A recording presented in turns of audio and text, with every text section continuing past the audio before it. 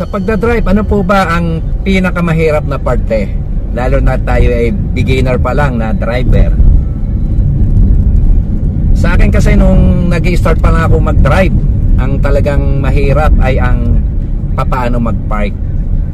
Lalo sa mga malls, dahil magpa-park ka sa misan sa gitna o sa pagitan ng dalawang sasakyan.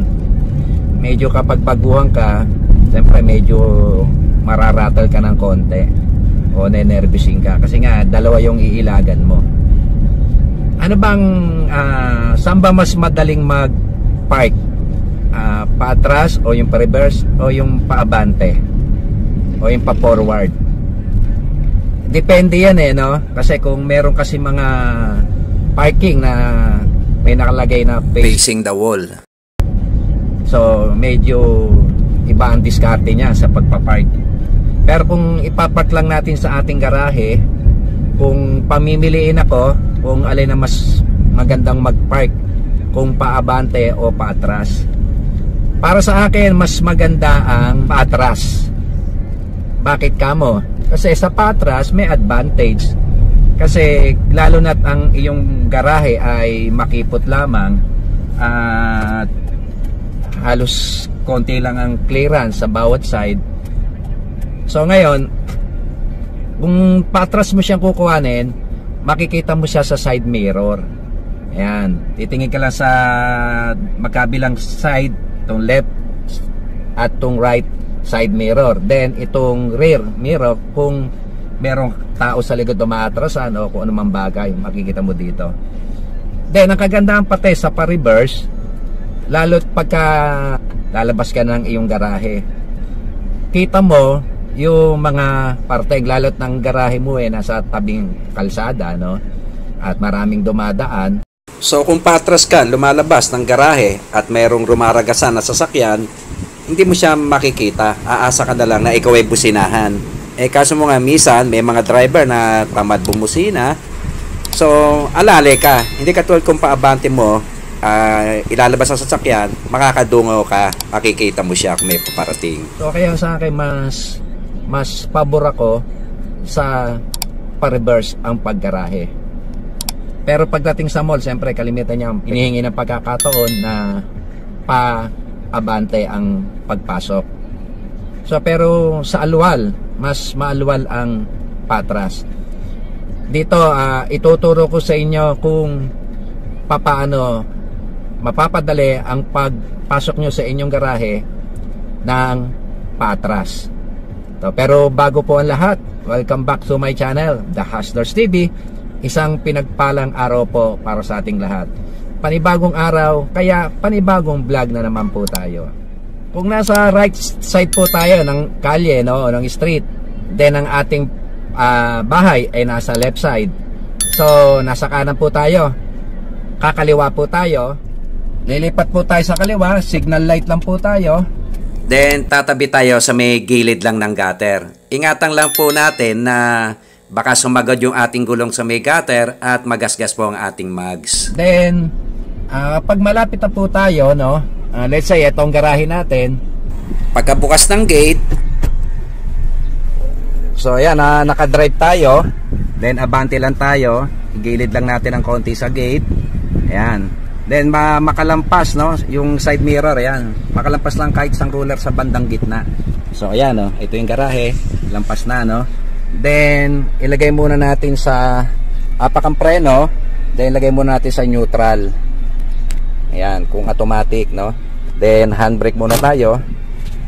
Then suriin muna natin yung ating garahe kung okay, kung walang mababangga. Then sa side mirror din, tingnan natin sa kaliwa. Then sa kanan, kasi kakanan tayo, no, aabante tayo.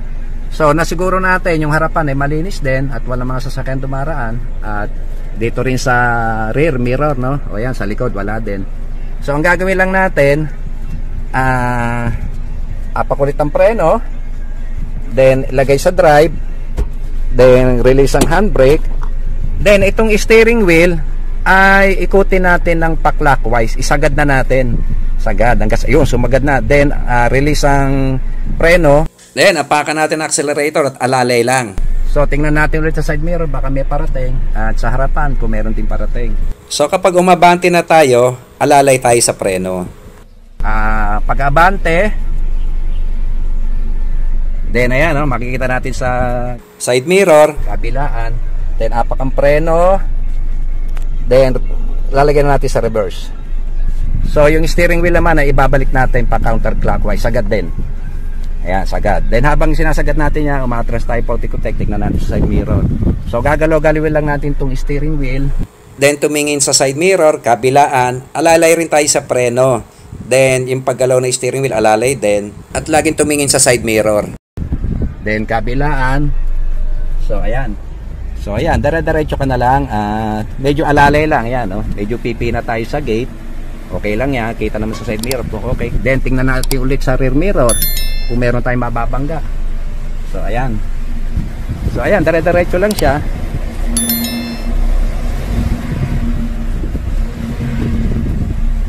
So yan ang advantage ng pa-reverse. Kita natin yung ating inatrasan. Ayan. Okay. So ayan, nakagarahe na tayo. So pag bababa tayo, siguraduhin lang natin na nakadiretso yung ating gulong. Para malaman natin kung tuwid na yung ating gulong, lagay natin ito sa drive. Then iabante natin ng konti. Kung ramdam nyo na hindi kumakanan o kumakaliwa, ibig sabihin okay na yung pagkaka-park natin o diretso na yung gulong. So ayan. Then bago na bumaba na sa sasakyan, siyempre lagay muna natin dito sa neutral, no? Neutral. Then handbrake.